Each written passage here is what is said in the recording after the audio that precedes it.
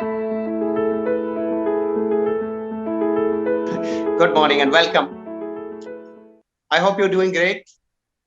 Yes, I'm good. Thank you so much. Hopefully, you're having a lovely day so far.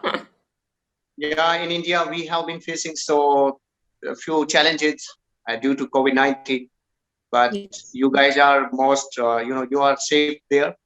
In Malaysia, their situation are better.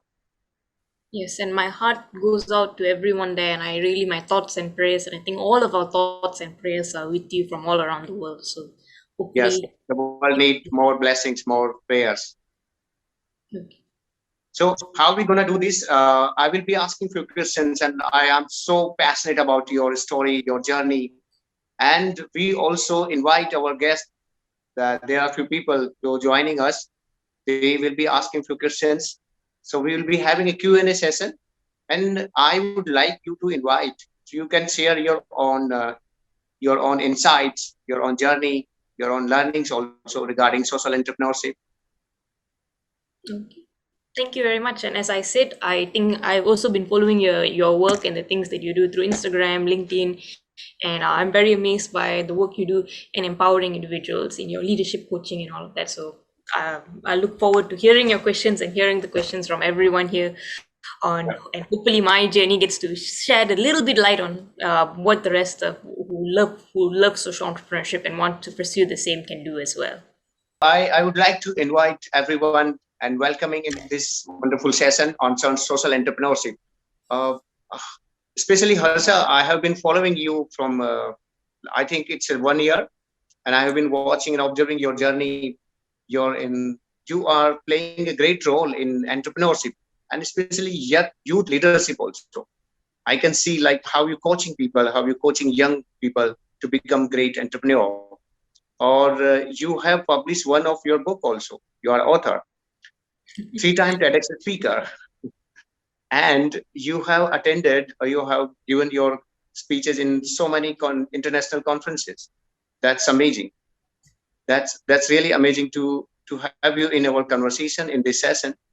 So friends, today we're going to have a wonderful session on social entrepreneurship. Our special guest Harsha is there, and I would like to invite Harsha to share her story and her insights, and also her leadership traits, and what are the challenges. So that's how we're going to start. Well, so Harsha, I have one interesting question.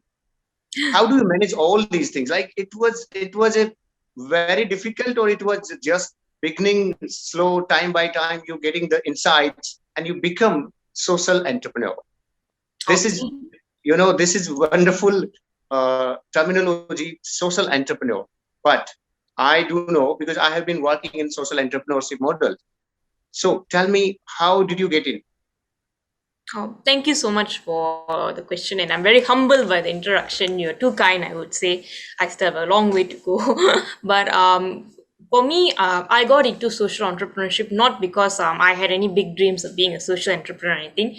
I actually didn't really know what social entrepreneurship was, but my mother wanted to be a social entrepreneur. She was a single mother. She stepped out of her corporate job, and she went from one event to another event and really searched where could she learn about social entrepreneurship.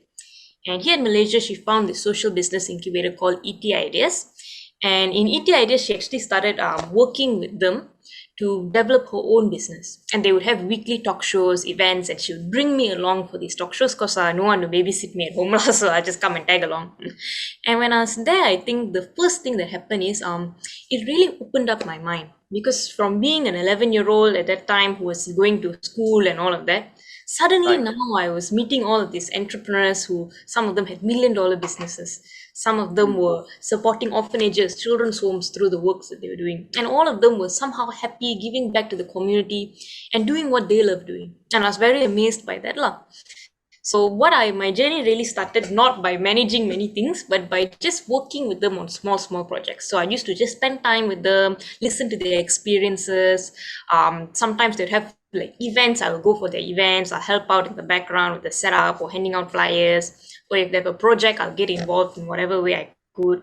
So by being part of that, that's when I started slowly working on this kind of thing. So I didn't start social entrepreneurship with my own business or anything. I just started spending maybe 5 minutes a day working on these different projects. And slowly that evolved. And it also taught me that one of the biggest key secrets behind all of these entrepreneurs is they were able to set and achieve the goals that they wanted.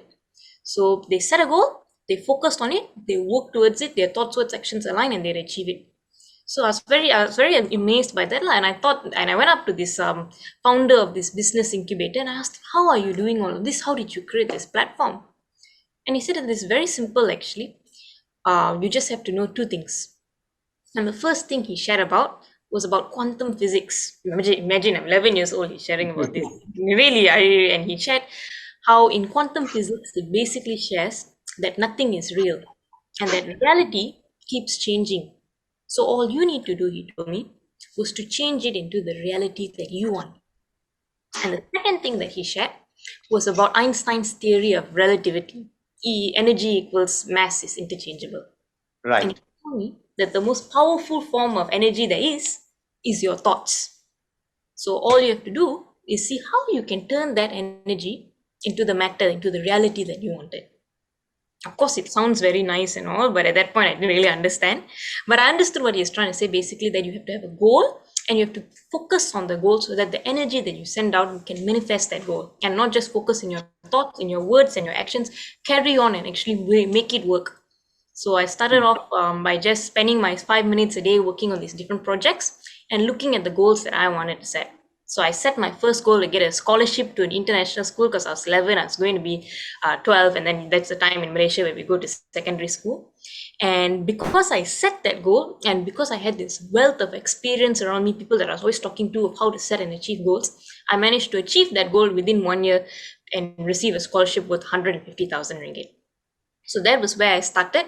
It was here that I actually started learning the skills that I needed, how to focus, how do I work hard, how do I research, how do I don't give up in a sense. And all of those skills is what later helped me run my business, run Ascendance, start MyName.com as I started doing. So yeah, that's Right. the beginning in a sense. Interesting. I am strongly following this rule. Like your thoughts become your real, but again, in practice, it takes a lot of time. Yes. You need to focus what you really want to think, and then you need to practice every day, every single day. That is one of my research theory on your internal conversation, change your reality, that I have been practicing from last 7 years. But yes, that's so nice of you that you have discovered time wise. Like it takes a lot of time. You started practicing when you were around 11. But I believe environment play a great role. You have been involving with your mother, you have been attending so many conferences, and you were engaged with them. Such kind of conversation played a great role. I'm absolutely, you inspiring me to take some more decision to change my environment. But So but after 11 years, yes, you were saying something. no, go ahead. I was just going to agree with you that yes, environment and I think having the time and space to try things out definitely made the world of difference. Continue using. Yes, environment play a great role because it started from outside and then your internal conversation goes into high. Well, so Harsha, did you face some challenging turning point in your life? Did you feel that, okay, my decisions are into very difficult phase and I need to learn more, I need to grow more? Is there any turning point where I you realize? I think more than one turning point. I'm always facing different turning points. So every time I try something new, every time I think anyone tries something new, the first thing that happens is you will meet some resistance. Or after doing things for a while, there's something that doesn't work out. Then for me, that becomes the turning point in a sense. And there's one thing that my mentor told me from my mentor from ETITS told me when I first started out that I'll never forget. And he basically said that in life, whether you are somebody, whether you're successful, or even if you're nobody, if you've never done anything, there will always be obstacles. But the key is to focus on developing a mindset of focusing on the solutions, and so that you can see the lesson in each of these obstacles in a way. And because of that, I think that through my greatest challenges, those have become my turning points. So even like in the very beginning, when I first started to get my when we first started Ascendance, it was because after having gotten the scholarship, I saw my life started changing slowly. So I saw in a way, because I was in this environment of people, I was learning from all of these real world experiences, I began to understand things better. And because of that, my grades started improving. So an average scoring student, suddenly I became a straight A scoring student with straight A plus and all of that. I started noticing that from being the shy, quiet person, I became outspoken, or I was always going out there doing different things, working with my teachers, with my friends, representing my school, my state in different programs and things like that. Because now I started changing. And I looked around at the other kids and the other teenagers in ET Ideas, that business incubator, and I saw the same thing was happening to them. They also were improving in their grades, getting scholarships, being top scorers, and also they were setting and achieving the other goals that they wanted. So we came together and we formed Ascendance with the idea that we will bring this platform to every single student, to every single person out there. Because we wanted other kids to have the opportunities and the guidance that we had, that environment that we had. So when we started, of course, that was our first turning point where we started looking not just at our own careers, but what can we do for others? And of course, from that, there is obstacles, and every obstacle makes you better and better. So one of the first obstacles that we had, I would say, is when we started, because we were kids, so I was 13 at this point of time, the oldest was 19. So we thought, how do we go and talk to students about this? We want to bring this environment to students, right? Where is the students? So we started looking at, maybe we can just call up tuition centers, homeschooling centers, children's homes, see if we can do programs for them, see if we can do this, replicate this environment for them. And when we called up, I remember the first ever tuition center I called them up, I said, hi, my name's Harsha, this is what we do, this is the things that we do. And for the next half an hour, the lady on the other line, the tuition center owner, scolded me for half an hour. And she was saying things like, I've been running this tuition center for 20 years. You're 13 years old. What is it you can teach my students that I cannot? And then she slammed the phone down. that was amazing. Correct, right. This is, and I feel like at every problem like this, there's two ways you can turn. Either you can go, okay, never mind, maybe we don't do this and things like that. This is not for me. But the other way that what actually will happen to us is, I know that, okay, this is definitely something scary, but we cannot let her become the goal. We must go back to our goal. We want to impact with the students and things like that, and take this as a lesson. So we went back, we started saying, how can we improve our presentation? How can we say it in a way that is non-confrontational? How can we say things in a way that people can understand? And we practice. We went back, talked to the people we know, tried it out among ourselves, and then we went out there and started calling back tuition centers. And in the first few months, I think we called up hundreds of tuition centers. And eventually, as you can see, a lot of these center owners were now more receptive, invited us to their places to conduct these programs. And that's how we actually started working with students. In the first year itself, we worked with about 500 students, and saw at the end of the year many of these amazing students ending up actually achieving academic excellence, becoming like how I was, shy to exceptional and confident, to even many of them setting and achieving the goals that they want in their co-curriculum in the other areas that. Yeah, as you mentioned, there are a lot of challenges, but I do count challenges as an opportunity of your growth, because once you have any challenge in front of you in your journey, then you realize that I'm going to learn few strategies. I'm going to learn how I'm going to change my approach. So there are no challenges. There are growth opportunities in your journey. Because if you count there are challenges, then your mindset will be different. Your mindset will be limited, and you are not thinking about opportunity. And if you count it as an opportunity, okay, this is learning opportunity. I'm going to change this. I'm going to try new things. I'm going to learn new things. That is how we grow. And I can see one interesting thing in your journey, that every single challenge become your learning, or it's your strategy. It's your strength. I can recall one important thing, like in our earlier childhood, we get rewards and awards for any specific achievements. That plays a great role. That really plays a great role, because a child or a teenager can really make her or him a strong mindset, that I'm gonna do this. I have capability. I have strength. Because in our education system, especially if you talk about India, there are a lot of patterns that we believe achieving good marks is a great, it's a great symbol. that we are into a great category. But experiential learning, and if someone is really rewarding you or giving some feedback regarding your growth, regarding your genuine strength, then you become unstoppable. I have one more question. Why did you choose specifically this social entrepreneurship? You can choose any other field also. I think you need to unmute yourself. Yeah. Good question. Good question. Yeah. I don't think I chose social entrepreneurship. I think in a way maybe social entrepreneurship chose me, because I was just very lucky that I was from young itself, as you mentioned, in the environment where people were social entrepreneurs. So like the founder of ET Ideas, basically he started it because he was a successful businessman. Since his name is Ilango Tiago, when he was 14 itself, he started his own business. He faced a lot of challenges because people didn't believe youngsters in that time in the 1980s could actually do business at the level of adults. But despite that, he did very well. He hit the million mark by the time he was 21. He had 3 successful businesses. And he decided after that when he had enough money to retire and all in his 30s, he decided, you know what? Nature has been so kind to me. What have I done for nature?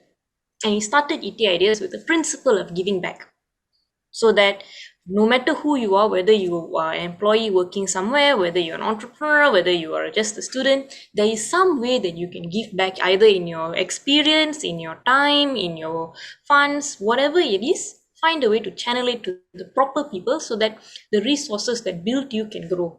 And it's because he did that that we have, I think that platform grew 30 different social businesses, and Ascendance and my business is actually one of it.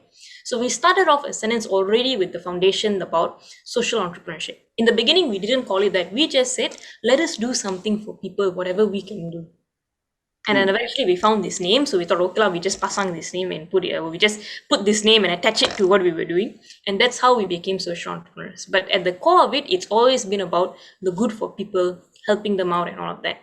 And if more and for me, I feel like that is how business should be. All businesses should, in some way or another, give back to the community that helped them build. Like even today, I published my book, The Makings of a Teenage Entrepreneur. I have my own business called startmyname.com. But at the same time, proceeds from all of this do go back to Ascendance so that it can develop more teenage entrepreneurs. So that not only Right. I can be successful, but others can be successful as well.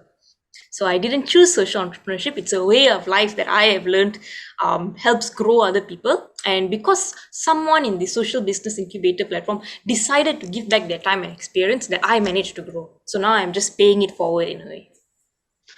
Okay, so that was not your choice. That was the choice of the destiny, the choice of the journey. Yes, you can say it that way too. I do strongly believe in one thing, that your personal values and your confidence plays a great role. I'm strongly practicing this. What do you think about this? That your personal values and confidence plays a great role, whatever you do. What do you I think? I think you're 100% correct in that. Those are two very important things. So personal values, when the first thing I learned about business was this lah from me, from ET areas, from all business owners. They said, if you as a person had the right values, had the right characters and things like that, no matter what business you do, you will find a way to make it successful. But if you as a person didn't have the right values, didn't have the right characters and things like that, the right habits, no matter what you do, so even the best business on the planet also, you won't be able to do it properly in a sense. So Absolutely. yeah, so for me, like when I heard this, I was like, oh, okay. And that's why, like, if you see like Ascendance, if you see even my journey, it's not like I straight away became an entrepreneur. The first phase of my journey is really on building character, building confidence, building values. So before we even started Ascendance at age 13, I used to go and try out a lot of different things with the companies that I knew around me. So if that day I wanted to maybe learn about baking or something, there would be a baking company there. I would spend time with them, do their handcraft chocolates, work with them to produce their orders and things like that. So even before I start my business, I may not be doing a business in chocolate or anything, but the skills that I learned there is like discipline, focus, being part of a team. Then I work with another company. I intern with them, sending out emails, doing their calls and things like that. So from there, I also look at different skills that I pick up. I learn about things like how do I communicate with clients outside that? How do I talk to different people? And at the same time, by being with these entrepreneurs and spending time with them, I start to see what are the things that they do. So many of them, they're very strong in their values. They make sure that whatever it is they do it the right way. They care for the people in their businesses. They're not just focused why you never do work. They really want to know how can I help you do your work better. So when I Right. see all of this and I spend time in businesses like that, for I think from 11 to 13, this is just what I was doing, working with different companies. So that by the time we started Ascendance, why actually I can even just call up the tuition centers. Why eventually when Ascendance needed funding, I don't mind calling up companies even though I'm just 13, 14, 15. It's because I Mm. had that earlier experience. Number one, building up my confidence. So I'd already tried doing the call, so it's not new to me. So I have that confidence that I can use to run the business. And number two, I already have the values. I already know the importance of working hard. I already know the importance of actually focusing and making sure that my team is okay and all of that. So Right. so when we started Ascendance, it was with these values intact, which is why we've been fortunate to grow quite fast in the last 5 years to today becoming an international youth movement, working with students in different countries. And even later, when I start my name at age 17. When I was 17, really, I may be young, but I still was very lucky that I had 6 years of practice, of trying things out, of building Right. myself. So that by the That time is, I started the business, I really had the right characters, values, and confidence to carry the business. yes, that is place. That is the best practice. If you talk about confidence, it's not a single state. It's not about your mindset. It comes with a practice, a lot of practice, a lot of efforts also, and consistency in your practice. There are so many people in our coaching conversation and mentorship. They have been sharing like, I have been doing practice since 10 years, 20 years, but I'm not getting what I really desire, what I really want to achieve. That means you are not practicing, or you are not consistently practicing in a single direction. That is also important. You need to set a single direction. You need to have a purpose behind your practice or behind your efforts. That I strongly believe. And that is what you're doing from last 7 years, that you are practicing in a single direction. And especially about values, you are clear why you're doing what you're doing. That is the most important thing. Right, right. That's amazing. That I really glad to know that you have been practicing at since 7 years, and now you're becoming more powerful. You're coaching others also. So tell us about this your platform Ascendance. How it helping others? How it helping social entrepreneurs, teenagers, coaching them, training them? Okay. So Ascendance is basically a platform run by students for students. So it's run by students aged 8 to 21 years old, where basically what we do is we help everyday students discover what they love doing, learn about themselves, but also learn about the different industries, the world outside there around them. So they can go out there, get real world experiences that develops their character, develops their skills, and eventually come back to us to develop their own careers while they are still in school. We've worked with almost 6,000 students in 270 different communities in Malaysia, as well as in 7 different countries so far around the world. We've also had the good fortune to actually develop many student-run social enterprises, projects, careers among these kids who are in primary and secondary school, and received the Diana Award in 2019 for our work in empowering students to become young social entrepreneurs. So how we basically develop these students is, number one, we work on building their characters, building their values. So normally Mm, the first 3 to 6 months is a lot about showing them, learning about their subconscious mind, to show them mm, how and why they respond and react in the way that they do. How right. is it they create their reality through their own thoughts, words, and actions, and getting them to discover what are the goals that they want, what are the things that they value in life. So that when they discover these strengths, these things that kind of drive them, we can use it to help them shape their career, shape the life that they want for themselves. We do this through games, practicals, activities, or even today online workshops where they can actually tune in and listen to the experiences of not just me, but icons are in Malaysia and also in different parts of the world, so that they can get connected to global experiences and see which things that they like. The second part of it is through experiential learning, through actually giving them opportunities to try out the things that they learned about in real world projects, in real world experiences.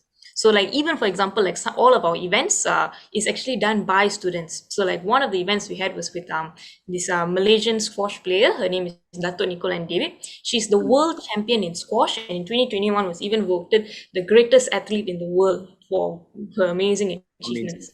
That's And the great. whole event, we had over 1,000, almost 2,000 people attending, and it was planned by students who are in primary and secondary school.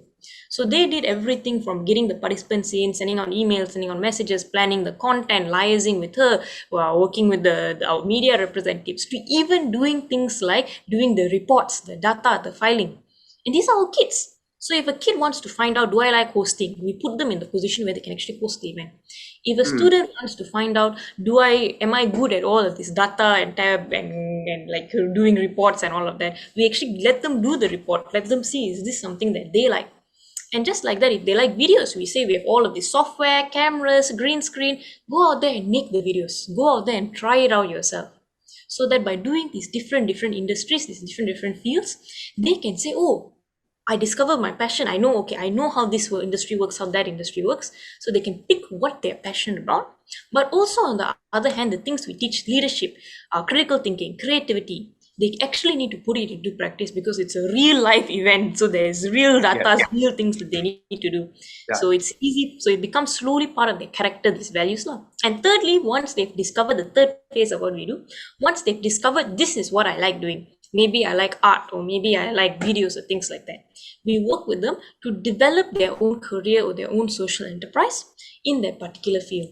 So like one of the students we worked with, she went through the first two stages. She realized she really likes graphic design, or she Hmm. likes illustrating. Her name is Vinisha. We started working with her when she was 16. Today she's 19 years old. She already has her own career as a graphic designer. She has a clientele that actually comes to her for logos, flyers, designs, and she has illustrated 3 published books. She was voted one of the top 10 talents in Malaysia for her career Wow, in that's amazing. drawing. Yep. So that's just one student. We work with many students to help them figure out what do they love and develop that. Yes, I think platform play a great role, coaching and mentoring while you're coaching someone. So experiential learning, like you allowing them to think, to reflect, and to come up with their own ideas, and then they need to make mistakes because mistakes allow them to, they need to understand what I really need to do now. An experiential learning pattern is one of the best practice I really recommend because in our coaching conversation and training sessions, we allowing people to invite, they will come and they will reflect. They will also share their thought process. And then we allowing them to commit some mistakes. They will come with their own ideas and then we coach them. That's what you doing. That's really amazing.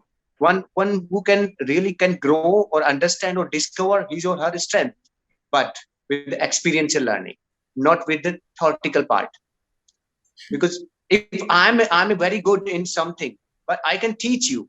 But if you allowing yourself to come some with the mistakes and committing some errors in your journey, then you will really understand that what I can do, what I really can do.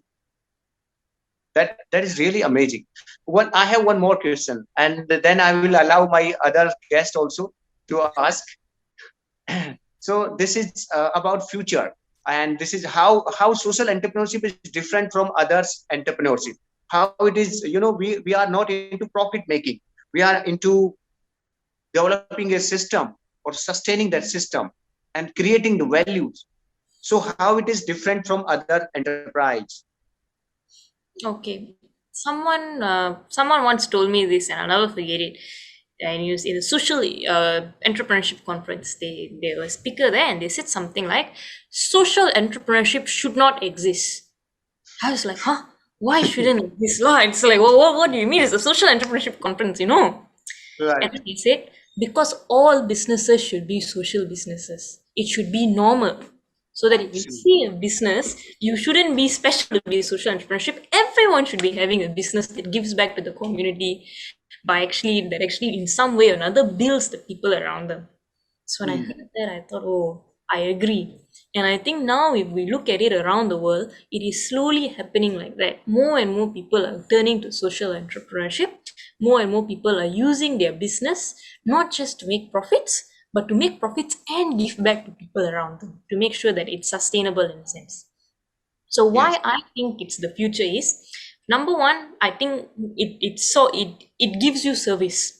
We need businesses because there's so many services. One person cannot do everything. You cannot run all of the different things in your life. You need to work with others. You need to buy. You need to have this flow of services and things like that. So it provides service, yes. But number two, it also gives an avenue where the profits is not hoarded by by few people. It gives back the resources, the time to build others. So like there's different types of entrepreneurs, some of them which have ethical business practices, give back a majority of their profits to the public, or others who contribute in different ways towards building people, but all of them somehow or rather give back to the community. And the third thing that why I feel social entrepreneurship is the future is, many times people think if you're doing social work, it must be for free. But if you do that, then you will discourage a huge amount of people from actually doing work for the community. So Right. social entrepreneurship, I feel, is a way that everyone can do good, because you don't just do good, but you are sustainable. You can take care of yourself, your family, the people around you, but at the same time, run this business and give back. So for those three reasons alone, I think social entrepreneurship is the future. And we see so many youngsters, so many people of all ages, of all nationalities coming together around the world to actually start championing social entrepreneurship. And I, for one, am also one of them who encourages wherever I can for social entrepreneurship to continue to grow and flourish. Yes, I'm especially recommending this. I'm aligned with this, that every business must be aligned with the social entrepreneurship model. Because now, as a businessman or as an enterprise, we need to take a responsibility to add value in the universe or into, nowadays people are really want to grow, but growth equal to sustainability, growth Yes. equal to happiness, and growth equal to your own peace of mind. And this will come when you really realize that this business model gonna change or gonna add value in this society, in this culture, in this universe. Yes, I'm strongly aligned with this. Every business model must be social entrepreneurship. And profit, earlier, if you take back or we look back, earlier it was like, okay, profit making it was the topmost priority of the business. But now, making profit with the values, with the happiness or growth, this is highest priority now. I'm completely aligned with this, Harsha. And yes, there are a lot of opportunities and future is there. Social entrepreneurship must be grow. We need such people like you to Yep. And coaching and people like empower. you also who encourage this and bring it out. Thank you. We really need to practice. And there are a lot of people also. And today, I think I really invite Dheeraj is also there. Dheeraj is working in a food business, but it's a kind of business of creating or adding values, a healthy food. So empowering people to live a great life with their food and health. And also Dr. Rajdeep is there. I hope you're there, Dr. Rajdeep. Yes. Yes, sir. I would like to invite you. You may have some questions to Harsha. Yeah, I have actually many questions, but what happened, like I joined late, so I was like wondering maybe some of the questions that I thought of asking, maybe some of your peer member has already asked, but still, like I was like a little bit curious when she was talking about all this ethics, and you also pitched in with that profit maximization part, because like business is all about making profit, until and unless if you make profit, then how will share your profit with the community, because this is how in terms of CSR activities most of the business do. Right. And while making profit, again at the same time most of the business dilute their ethical part. So maybe I was curious if Harsha can address this part, like how to find a balance between the, when it comes to the social entrepreneurship, ethics is foremost, like you are driven by ethics only. That's why you are in this business. So how do you find a balance between, like making profit and again at the same time sticking with the ethic part, or giving priority to the ethic part at some cases over profit? So if you can elaborate this part, taking some example that she might have faced, definitely, because business is all about making some profit. If she Yes. can throw some light, taking some example that how to find a balance between that ethics and profit maximization, or making profit for the business. I think it's a Right. very good question. And if I may answer, I am not an expert in this. I think there's so many more people who can answer this more well versed than me. But thank you for your question. So, with my short 18 years old experience, hopefully I'll give an answer that would help. But for me, when I run Ascendance, when I run my startup, startmyname.com, and when I work with other teenagers who run their own startups, for me, social entrepreneurship always boils down to what is your objective? What is your goal? That's the first thing that for me needs to answer. I remember when I was in school and I started learning economics and business studies, and the first chapter they'll always say is the objective of a business is to make profit. I was like, huh? I thought the objective of a business is to provide service. Not that there's anything wrong in making profit. If that is your objective, then a for-profit business is better. But for social entrepreneurship, I feel the first thing that anyone needs to outline is what is the objective of the business? Is it to provide a specific service? Is it to make profit? Is it to do both? So outlining that for me has been very clear and has helped me a lot with Ascendance and Start My Name. Like when I started startmyname.com, it was the startup I started when I was 17 years old, 1.5 years ago. And what actually happened when I started Start My Name is, the reason why I started it was I just finished my secondary school. So something like my GCSEs, and I was very fortunate. I got straight A stars. I got 97% average. And what I wanted to do is I wanted to see, what do I do now that school is over? What do I do? What do I pursue further? And my mentor asked me, what is it your heart wants? And for me, what my heart always wanted is, I had already been running Ascendance. We had already won the Diana Award. And I wanted to bring Ascendance to the international level. I wanted every student to have this opportunity all around the world. So in order to do that, I applied to some of the best universities. I applied to some of the best businesses. I wrote in, I shared about what Ascendance does to people all around the world. And to my surprise, the University of Pennsylvania, an Ivy League university in the United States, actually wrote back and said, we have a program that's perfect for you. It's a distance learning program where you can do half on campus, half anywhere around the world, so you can still work on Ascendance. So I was like, of course I want to do this program. It's like something that it's a degree program. Of course I would like to do it and things like that. So I enrolled in the program. But after that, I had to find a way, how do I want to pay for this degree program, right? I thought maybe I can get a scholarship and things like that. But my mentor told me something very nice. He actually told me that with your kind of grades, you can get a scholarship anywhere, but you shouldn't apply. I was like, why? Then he said, scholarships are for those people who are academically excellent, but they don't have the funds, so they don't have the money to actually go and pursue their further education. Much like how you were when you first started, when you got your scholarship for secondary school. But along the way, you've developed the skills and resources to actually earn the money that you need to pay for your education. So if you go and take all of these scholarships, what's going to happen to those people who really need it? So I was like, oh, that's a very good point. And that's when I realized that being an entrepreneur is not just about the business model, it's about the mindset. If I myself take this decision and go and do the scholarship, I'm going against my social entrepreneur idea, right? So instead of applying for scholarships, we decided to find another way that I could earn this money. And that's when we started startmyname.com. From my skills that I saw in my free time, I was doing some coding, some web development. So we started startmyname.com, a very simple startup to do fast, simple, and affordable website design for like $30 a year or something like that. And we did it, and we found ways to make it template-based, make it simple, and we started working on it. In the beginning itself, the objective was to pay for my college education. It was to me, so it's a for-profit. I need to earn profit. If not, I cannot go to school, cannot pay for my textbooks and all. But at the same time, one of the other objectives that I had at that point of time is I wanted to give back to Ascendance. Because the only reason why I'm even in this position was because I had 6 years of working with Ascendance that developed me into the kind of person who has the skills to actually run the business. So in the beginning, I was very much focused on how do I get the business in.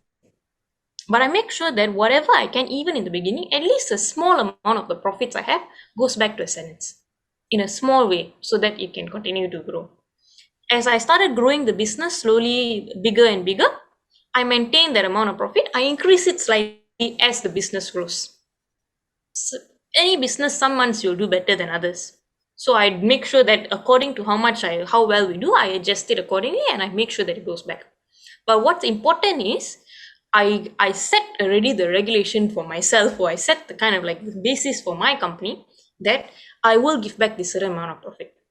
So no matter what happens is this amount is going back towards the company. Today, many of the other social enterprises developed by Ascendance, they do the same thing. Some of the youngsters, they have careers like the graphic designer I mentioned, she does the same thing. A startup we have in that does merchandising, they do the same thing. They decide in the beginning, maybe I cannot give so much to I cannot give 100% of my profit now. I'm not in the position to do that because we're all small businesses. We also need to start earning money for ourselves, right? So even they just allocate an affordable amount of the profit, but at least they give something back. And as the business grows, then they increase that amount. At the same time, it's through their business practices itself that makes them social entrepreneurs. So yes, one, they contribute profit, but profit alone is not enough. You must care for the people in your business itself.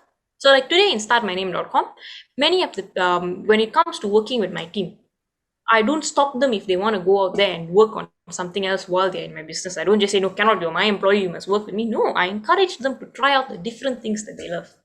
So if someone likes event organizing, I find opportunities for them to do event organizing, even though they might be a website developer in my company. If like our head of design, she's also the graphic designer I mentioned earlier. So she has her external projects that she does separately, but she's also works on our projects, on our graphic design. So that the experience she gets out there empowers what we do in here, the experience she gets in here helps her over there. So by caring for my team and things like that is another way that I use these ethical business practices.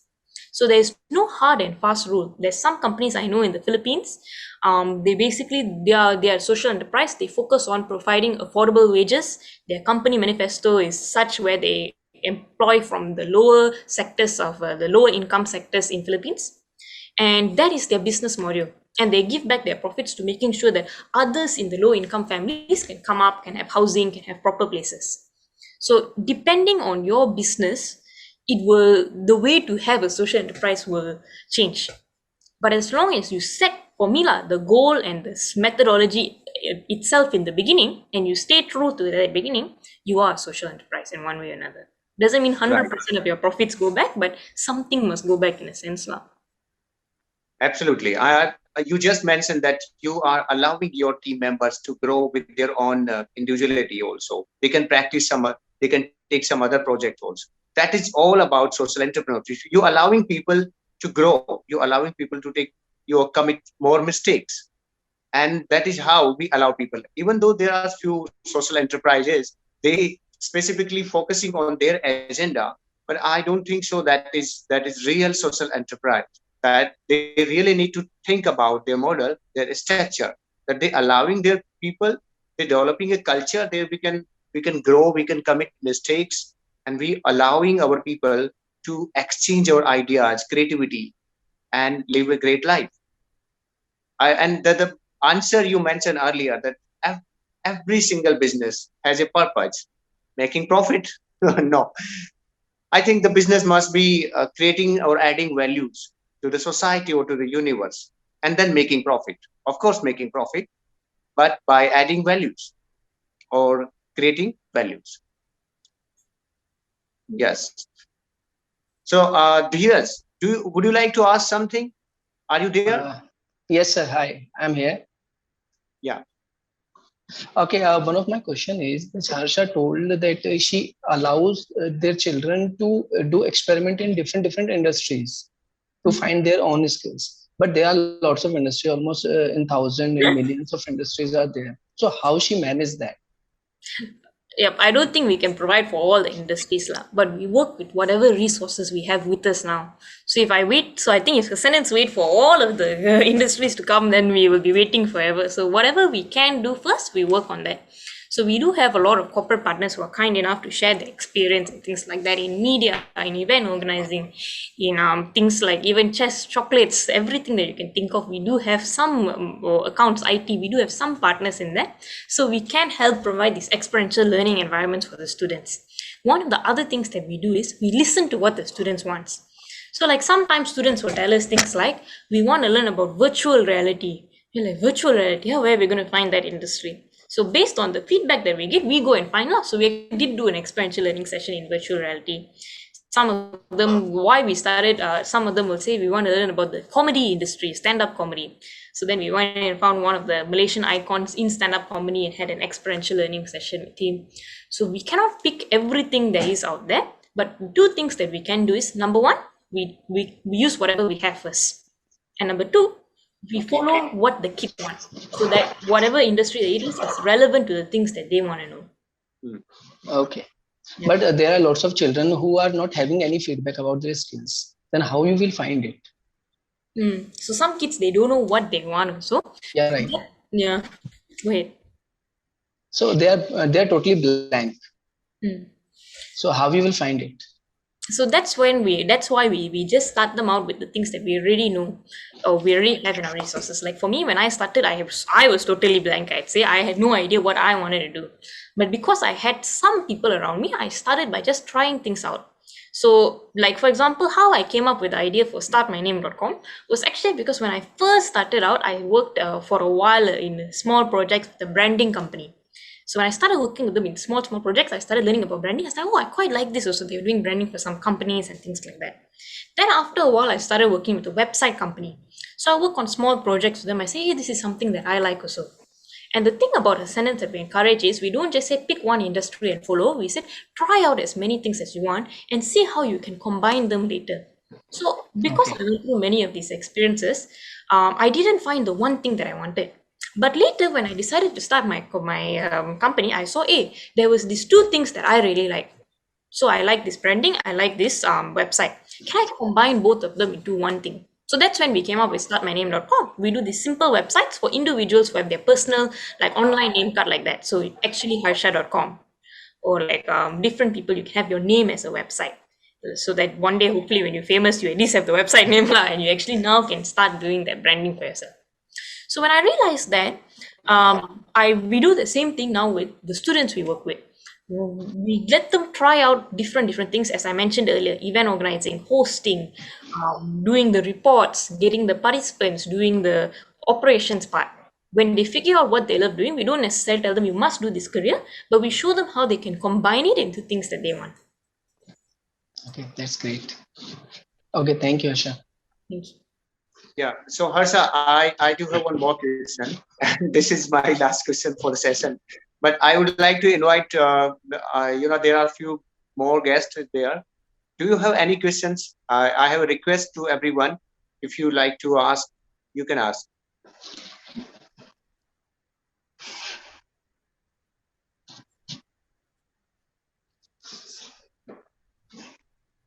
Okay, that means I have this another opportunity to ask. Go ahead. What message would you like to give to the youngster? Nowadays, there are a lot of restrictions also and challenges also, because they have been trying to figure out their own uniqueness. And nowadays, businesses are they quickly going down and up. The world scenario is really critical. It's changing a lot. So what message would you like to give to youngsters to their own direction of their life? I agree with you. I think the world right now is a bit, we're in this phase, And which Uday, means yes, sorry to interrupt. With this also, Uday, I would like to also add one thing. No, like what is the favorite aspect of being an entrepreneur? Don't tell like you have a freedom, all the freedom of your own self. Other than this, so you can add like so that it will be a motivating factor for the young entrepreneurs like you. Other than like the freedom, because this is what mostly people answer. Other than freedom, what is the favorite aspect of being an entrepreneur? Right. And thanks for elaborately answering my previous question. It given in altogether different thought process when you talked. Okay, and many congratulations for taking that brave decision. Also, like hardly people oftenly don't take such decisions. Whatever they comes in their way, they grab it and move forward. So denying that scholarship and deciding that, okay, you are going to earn for yourself is a great decision. Thank you for that. Well, thank you for asking, and thank you for your kind words and all. And I think I'll answer that question first before I go to Mr. Uday's question on what is my favorite part of being an entrepreneur. For me, my favorite part is not the freedom, but I would say it is the opportunity for growth. Not just the opportunity for the growth of my business, but learn about myself. When you're an entrepreneur, it's like when you're in school, for me, because before this I was in school, right? It's always about getting the A's, getting the right answer, which is good. It's you, like as a kid, you need to get the A's as your job as a student. But now when I come out and be an entrepreneur, while I was being an entrepreneur at the same time, there is no A in life. You won't even know what your score is. It's either you succeed or you fail. And every failure for me, it's like as much as it hurts, it's sad and things like that, it teaches me something about myself, the way I respond, the way I react. It shows me different parts of me. Sometimes certain clients, the way they talk will make you angry or uncomfortable or make you think. So to see and understand my own biases about who I am, to learn what kind of person am I? Am I the focused kind of person? Am I the organized kind of person? Am I the person who can see the bigger picture? And having these real experiences to keep trying things out, keep changing who I am to become a better and better person. I think for me, that's my favorite part of being an entrepreneur. You have control over your actions, you have control over going out there and being able to manage different situations.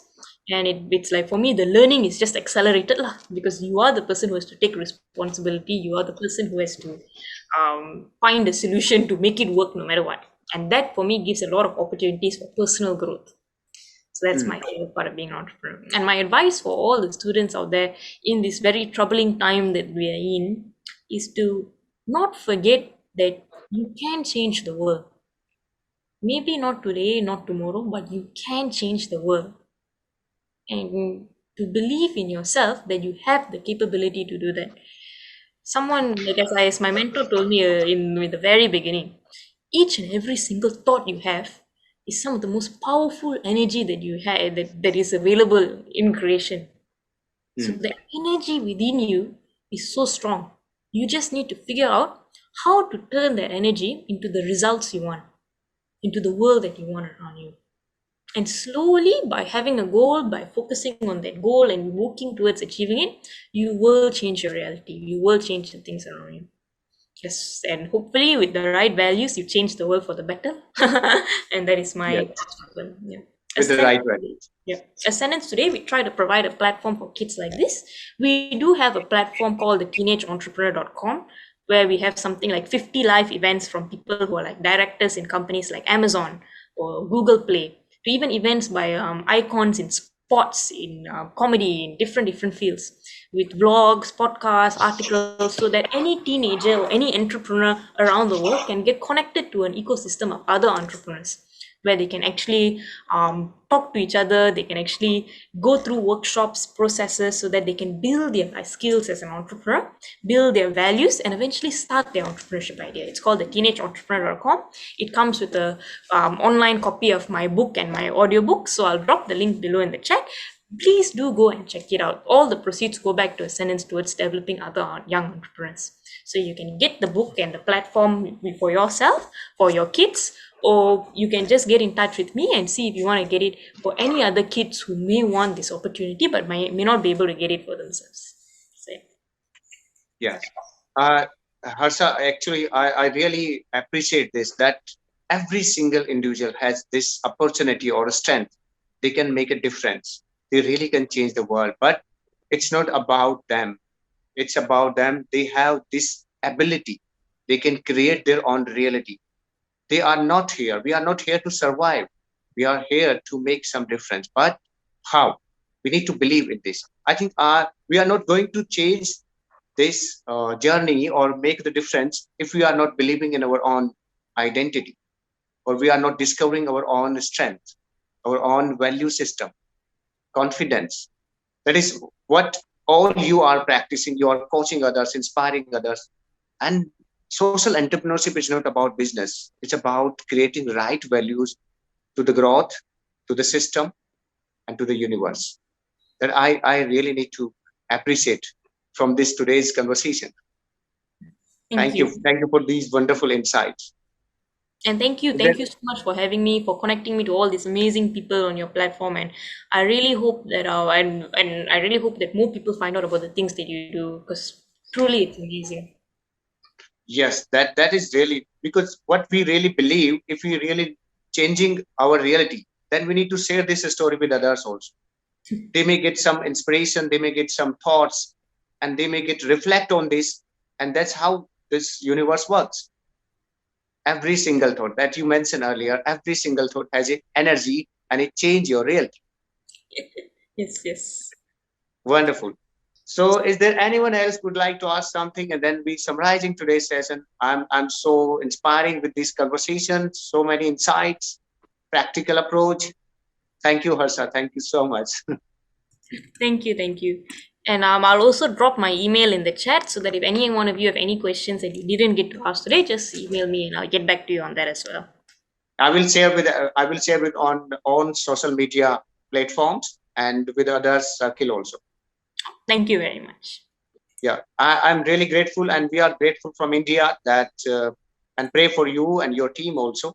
Keep going. You're really making the difference. Keep inspiring others, and with the right values and right thought. That is the most important thing that you have been practicing. Thank you very much. Thank you everyone to join this wonderful session. Thank you, and especially thanks to Harjesh also, your team members. And looking forward for another TEDx session. Okay, thank you. Now I have to go and plan for that. Okay. Right. Thank you, Harsha. Thank you so much.